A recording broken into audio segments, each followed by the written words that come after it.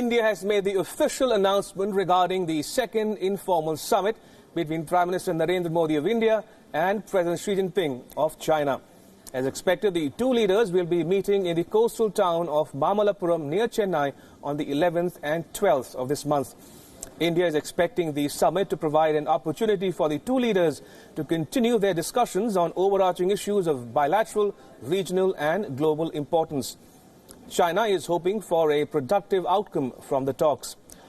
Ahead of the summit, China's ambassador to India, Sun Weirong, expressed confidence about the future of the China-India relationship. He said that a combined population of 2.7 billion people would benefit from increased economic cooperation between the two Asian economies. He also touched upon the trade imbalance between China and India and the situation at the border. Right, so if you're wondering why Mamallapuram, well, sources are telling WION Brothers One the specific reasons as to why this coastal town was chosen for the second informal summit. Modi has emphasized in recent times about holding summits away from the national capital, as evident when he met Prime Minister Shinzo Abe of Japan in Varanasi and Xi Jinping in Ahmedabad.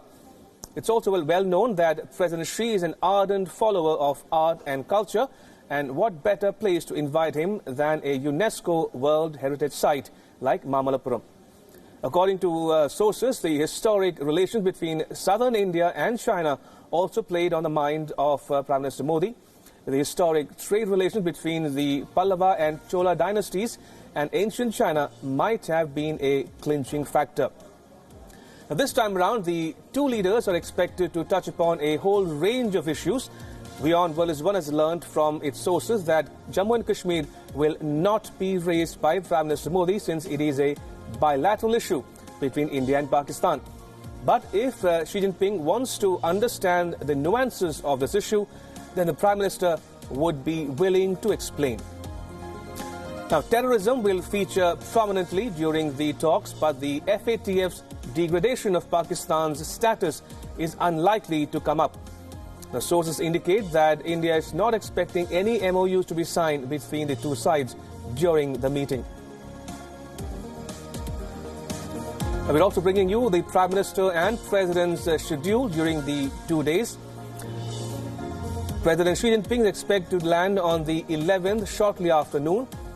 The evening of the 11th will be spent in Mamallapuram, where he has an engagement scheduled. On the same day, Prime Minister Modi is expected to lay out the contacts between the two countries, after which he will host President Xi Jinping for a dinner. On the next day, the 12th of October, there will be yet another engagement between the two leaders, where they will be touching upon the issues that we just revealed. And just before noon on the same day, Xi Jinping will be leaving for China.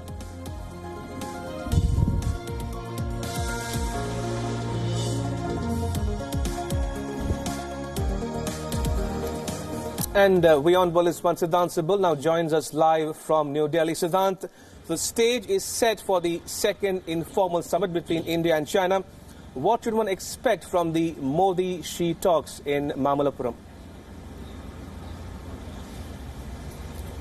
Well, Ramesh, everything will be on table when it comes to issues such as trade, whether it's issue of terrorism, and to make sure that the strategic guidance given by both the leaders in the first informal summit, which took place in Wuhan, is continued. The momentum continues. We know that since the strategic guidance has been given, there have been instances of incursion, but that have been resolved by both sides through the mechanism that has been developed. And largely, both the sides do understand that these are large countries, large growing economies with a huge population, and if there are instances they can be exploited by other countries as well. So that is why India and China are keen to engage with each other, especially in this second informal summit.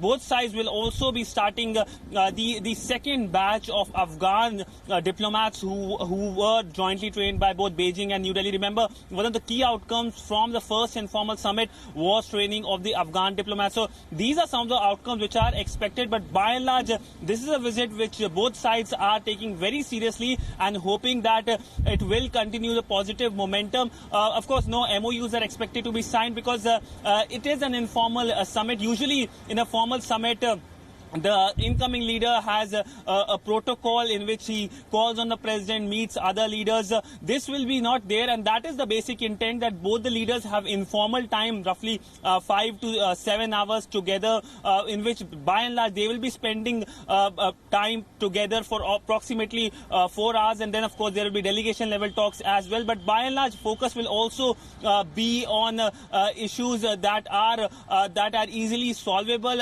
especially on the trade front, because that is something that the Indian side is going to strongly raise, because the trade deficit is something that India has privately and publicly both conveyed to Beijing that this is a cause of concern, and they hope that there is more import from India to China. And very quickly, Siddhant, when two leaders such as Modi and Xi meet, what they do not discuss will be as significant as what they discuss in their talks. Now, talking about Jammu and Kashmir, sources are telling us that this issue might not be taken up by India, but if Xi is interested in knowing India's position, then Prime Minister Modi will be more than welcome to share his ideas and nuances on this issue. Now, this meeting comes just days ahead of the Chinese statement on Jammu and Kashmir, saying that India and Pakistan should resolve this issue bilaterally. Now, that would have come as a setback for Pakistan, especially given at a time when Imran Khan and General Bajwa are in Beijing as we speak. Well, Ramesh, India has made it clear to global capitals as well as Chinese that when it comes to revoking the special status for Jammu and Kashmir, erstwhile state of Jammu and Kashmir, it's India's internal matter, and India has made it clear that it's not going to raise it publicly or bilaterally with any country, be it at the United Nations or be it at the informal summit with the Chinese. But of course, if the Chinese do like to understand, India is going to reiterate what the External Affairs Minister S. Jaishankar told his Chinese counterpart during his visit to China in August, that whatever has happened, it's to spur economic growth, and by and large it does not changes the external boundaries of India, because the Chinese since 5th of August have been very vocal. Even the Chinese Foreign Minister spoke from the United Nations General Assembly, sparking a strong reaction from India, who said that the CPEC, which passes through the territory which is under Pakistan's illegal occupation, changes the status quo of the region. So this is something that India is not going to raise, but if someone wants to understand, India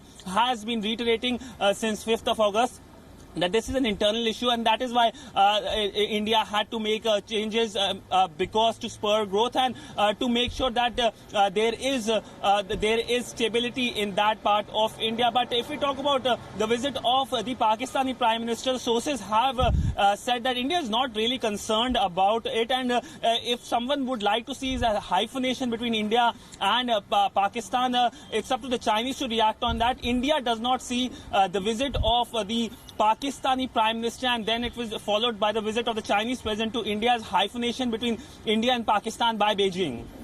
All right. Thank you, Siddhant. That was my colleague Siddhant Sibal reporting live from New Delhi.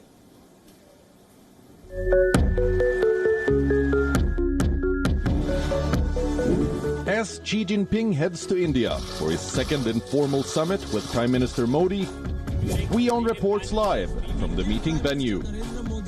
The heritage town of Mamallapuram, ancient city, modern politics. 7 hours of cultural diplomacy. An unscripted meeting. An unparalleled coverage, only on WION.